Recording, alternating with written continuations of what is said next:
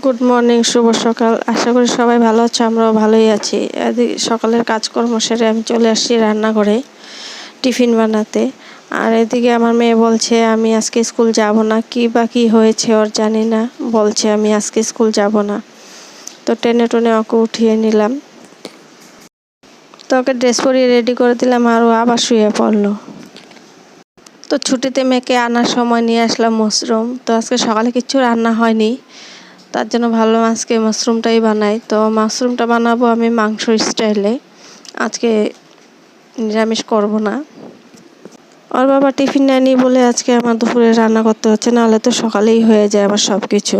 তো সকালে শুধু ভাত করেছিলাম আর আলু ভেজেছিলাম, ছেলেকে দিয়েছি টিফিনে রুটি দিয়ে, আর একটু ডাল ছিল ওই দিয়ে ওর বাবা খেয়ে গেছে।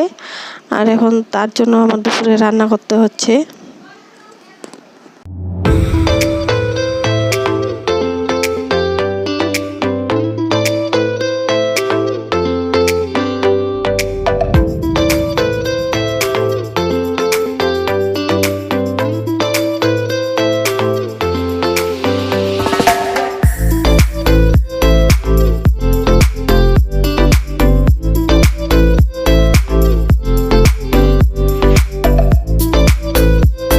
তো সব মশলা আমার দেওয়া হয়ে গেছে, আর এখন অনবরত নাড়াচাড়া করে যখন নাকি ওই মশলাটা তেল ছাড়বে ছাড়া অবস্থা হয়ে গেছে, তখন আমি মাশরুমটা দিয়ে দিলাম।